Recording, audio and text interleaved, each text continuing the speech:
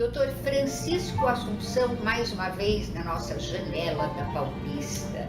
Francisco, o que a gente vai falar hoje? Vamos falar sobre como saber se a criança está bem mesmo, é isso? Acho que seria mais interessante, uma vez que nós saímos do desenvolvimento normal da criança. Como é que a gente sabe que a criança está bem? Normalmente a gente fica imaginando que tem que observar grandes coisas. Não, nós temos que observar os comportamentos usuais da criança. O bebê come e dorme. Então são as primeiras coisas que nós vamos observar: padrão de alimentação e padrão de sono. Essa criança, independente da idade, ela pode comer de mais ou comer de menos. Se ela come de menos, isso tem picos. Normalmente se encontram alguns picos de não alimentação ao redor dos 8 meses de idade, depois ao redor dos 2 anos de idade, muito antes da anorexia da adolescente, que vem lá por volta de entre 10 e 12 anos de idade, já se encontram casos descritos. Quando se encontram essas anorexias, que são anorexias também, em crianças muito pequenas, entre 1 ano e 2 anos, usualmente isso tem que ser visto como relacionado ao padrão de relação mãe-filho, porque é o único comportamento que essa criança tem para manifestar que algo não vai bem.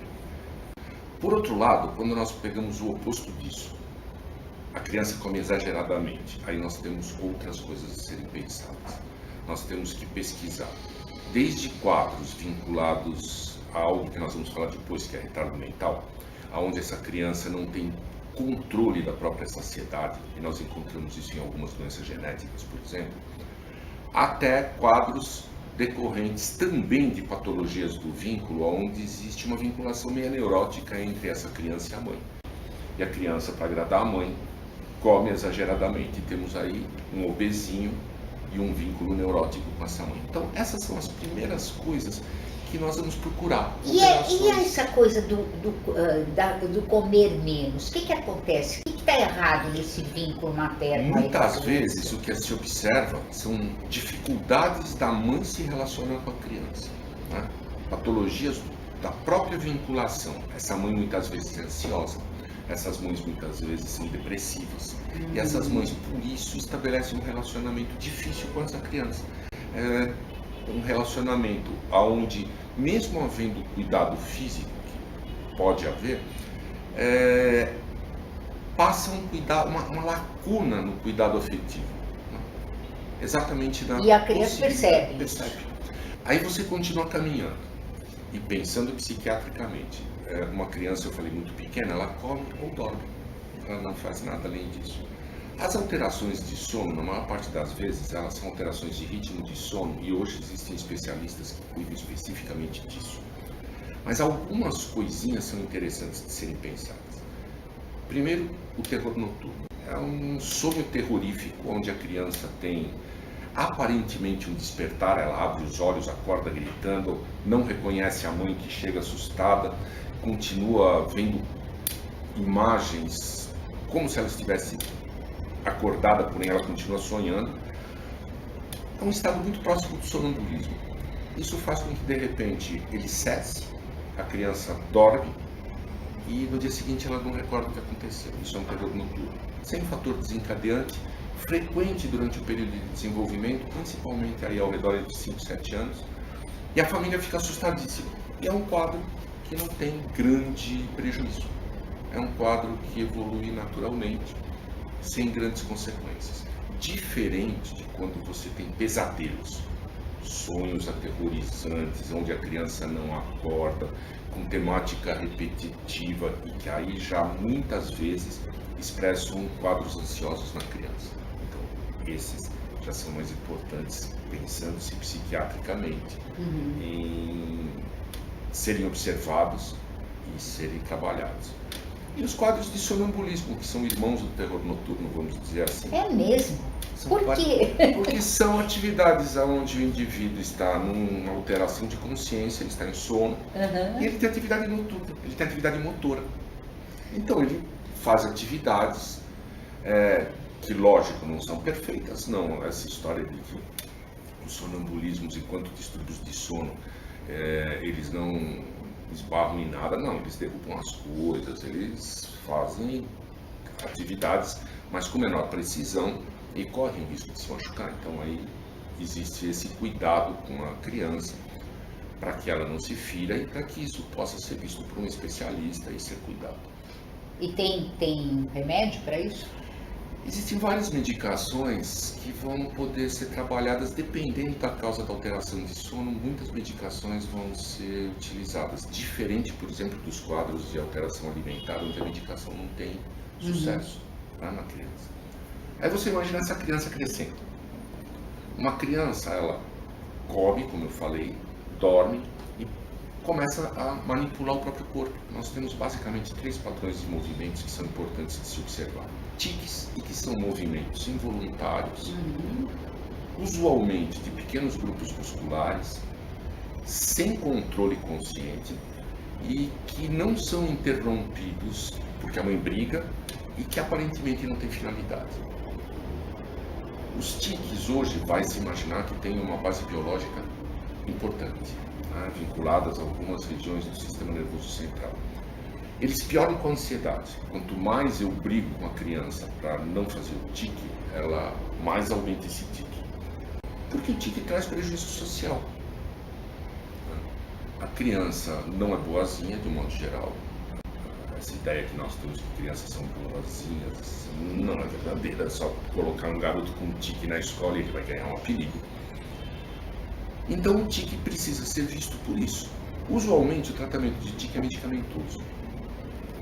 E existem algumas formas de tiques muito graves, inclusive com tiques motores, tiques vocais, e aí a gente já tem um prejuízo não só social, mas funcional também, muitas vezes. Outro padrão de movimento são os hábitos. Hábitos são movimentos automáticos, que são interrompidos quando a mãe fala. Usualmente tem uma finalidade, eles expressam ansiedade. E eles são mais complexos. Normalmente, uma parte do corpo faz alguma coisa para outra parte do corpo. Por exemplo, chupar dedo. Sim, que é muito comum. Frequentíssimo. Né? Por exemplo, véspera de horário de prova, a criança come a tampa da caneta Bic. Isso é um hábito. Porque se eu for tratar todas as crianças que chupam o dedo, eu vou tratar metade da população. Mas eu tenho que ver quando isso avança em idade, traz um prejuízo funcional ou traz um prejuízo social. Isso tem um tempo certo, tem uma época em que acontece e depois passa e pronto. Desaparece porque essa criança aprende a trabalhar com a ansiedade decorrente do cotidiano. Isso todos fazem. Se isso persiste, significa que ela não aprendeu. Ela não só não aprendeu, como ela continua excessivamente ansiosa. E algumas vezes isso me traz prejuízos, não só estéticos. Eu roo unhas e para uma menina roer unhas e ficar com as unhas muito feias, é um prejuízo estético, como eu posso ter um prejuízo real com dor. Eu roo unhas e sangra, dói. Né? Então aí já ultrapassou em termos de frequência e de intensidade e expressa o quadro ansioso. Então são sinais para se ficar atento. E um outro padrão de movimento diferente são as estereotipias. Estereotipias são movimentos rítmicos com finalidade de autoestimulação e repetitivos. O mais fácil de imaginar são aqueles balanceios de mão tipo de asas de pássaro que são descritos em autismo. Nós encontramos estereotipias principalmente em quadros autísticos e em quadros de retardo mental. Então, quando estereotipias aparecem depois de uma determinada idade, porque crianças até ao redor de 3 anos, pouco mais que isso, quando ansiosas, quando animadas, ganharam um brinquedo novo, estão brincando com os amiguinhos, elas apresentam estereotipias. Então, a mera apresentação da estereotipia não quer dizer nada. Não é para as mães acharem que uma criança de 2 anos que faz estereotipia é autista. Isso não é verdade obrigatoriamente. Mas, depois de 3, 4 anos de idade, a presença frequente e intensa de estereotipias, lógico que associada a outros sinais, tem que ser um sinal de alerta. Aí nós continuamos fazendo a nossa criança crescer, entre 3 e 5 anos. Ela controla esfíncter. Então ela tem que controlar, primeiro, o esfíncter anal. Ela tem que controlar fezes. E depois ela controla esfíncter vesical. Normalmente o controle fecal vai até ao redor dos 3 anos, a criança estabelece o controle fecal. E os psiquiatras são mais tolerantes que as professoras.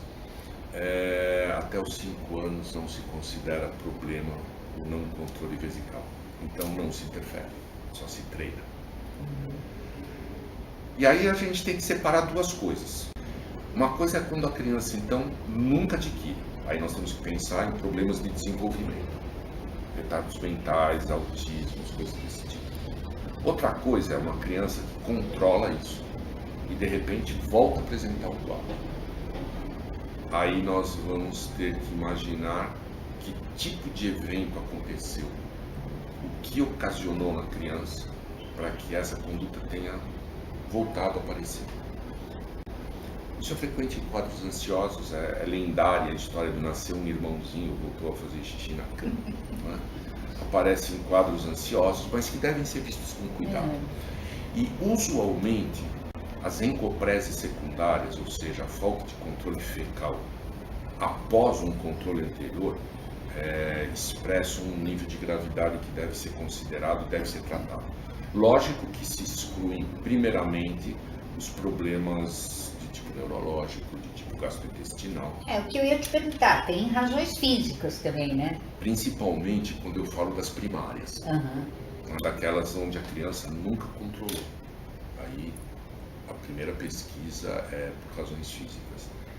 Quando são encopreses ou enureses secundárias, claro que se eliminam eventuais razões físicas, mas é muito frequente que sejam determinados eventos mal elaborados pela criança, com carga de ansiedade e muitas vezes de agressividade marcante, que desencadeiam os quadros secundários, principalmente de encoprese.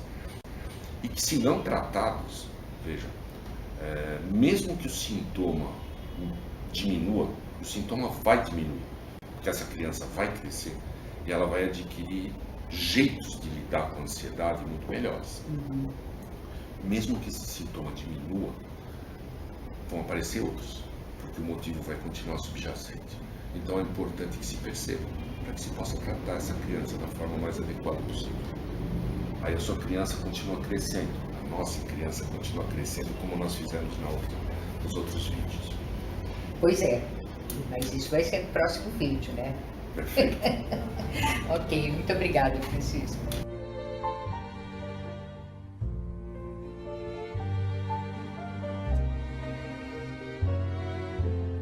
Every time we say goodbye, I die a little.